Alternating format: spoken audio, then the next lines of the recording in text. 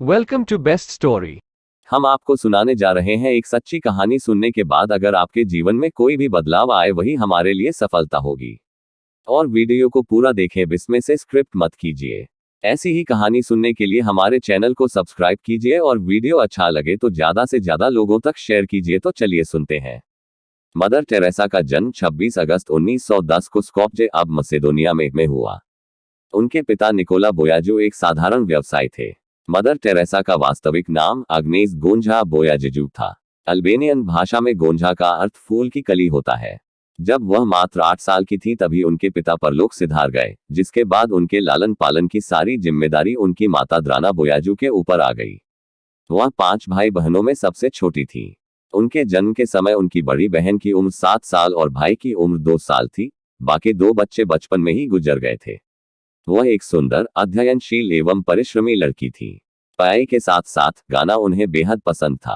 वह और उनकी बहन पास के गिरजाघर में मुख्य गायिका थी।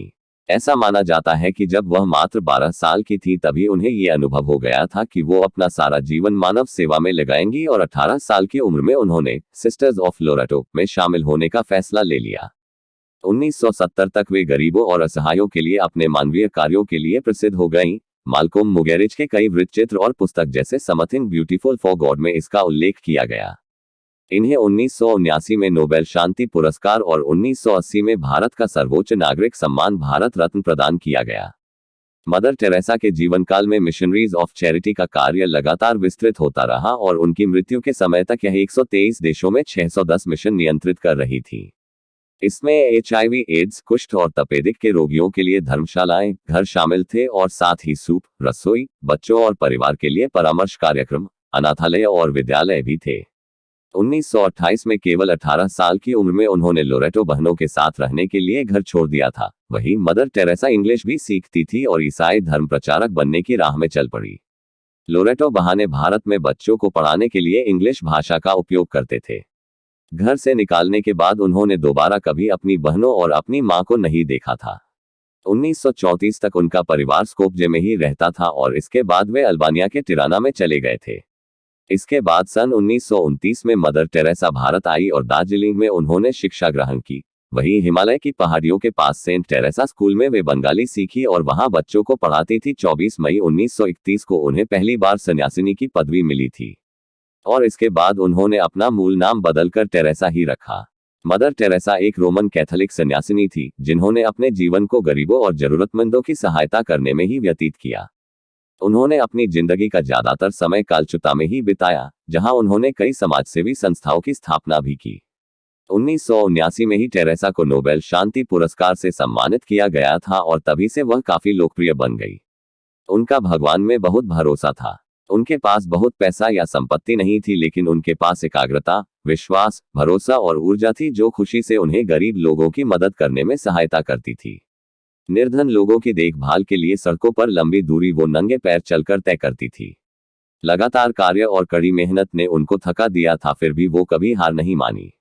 भारत आकर उन्होंने दीन दुखियों और सामाजिक तिरस्कार से जूझते हुए लोगों को एक मां का सच्चा प्यार दिया। कोढ़ी, अपाहिज, वृद्ध और गरीब बच्चों के लिए मदर टेरेसा ईश्वर का प्रतिरूप बनी। जिन कोढ़ियों के शरीर से मवाद रिश्ता था, घावों पर मक्खियां भिनभिनाती थी, जो नित प्रति मृत्यु की अभिलाषा में जीवित थे, जिन्हें समाज ने तिरस्कृत किया, उनके समीप से गुजरना भी उगम उगदमी के लिए दुष्कर था। परंतु मदर टेरेसा साधारण संसारी नहीं थी। उन्होंने उन कोढ़ियों को न सिर्फ छुआ बल्कि उनकी सेवा शुश्रूषा भी की, बड़े ही तन्मय भाव से, जिस प्रकार ईश्वर की भक्ति में लीन भक्त। मदर टेरेसा दीन दुखियों की भक्त थी, उन्हें उनके शरीर से पूना नहीं होती थी। उनके हृदय में दया उगर प्रेम का ऐसा सागर उमड़ता था कि रोगी स्वयं को निरोगी समझने लगते थे। मदर टेरेसा का एक ही धर्म था, मानव सेवा। सर्वधर्म समभाव की भावना को वे दीनहित में समाहित रखती थी। उनके सेवा उद्देश्य वाले जीवन में सैकड़ों बाधाएं उत्पन्न हुई, परंतु उन्होंने डटकर इन बाधाओं का मुकाबला किया। हर अच्छे कार्य के आरंभ में बाधाएं आनी स्वाभाविक है। बाधाएं ही उद्देश्य की तरफ अग्रसर होने का साहस देती है। मदर टेरेसा ने ऐसी अनेक बाधाओं को अपनी दृढ़ता, सेवा और स्नेह से पराजित किया। मदर टेरेसा दलितों एवं पीड़ितों की सेवा में किसी प्रकार की पक्षपाती नहीं है।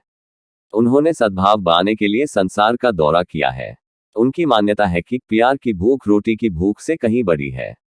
उनके मिशन से प्रेरणा लेकर संसार के विभिन्न भागों से स्वयं सेवक भारत आए, तन मन धन से गरीबों की सेवा में लग गए। मदर टेरेसा का कहना है कि सेवा का कार्य एक कठिन कार्य है और इसके लिए पूर्ण समर्थन की आवश्यकता है। वही लोग इस कार्य को संपन्न कर सकते हैं जो प्यार एवं सांत्वना की वर्षा करें, भूखों को खिलाएं, बेघर वालों को शरण दें, दम तोड़ने वाले बेबसों को प्यार से सहलाएं, अपाहिजों को हर समय हृदय से लगाने के लिए तैयार रहें। मदर टेरेसा को उनकी सेवाओं के लिए विविध पुरस्कारों एवं सम्मानों से विभूषित किया गया है।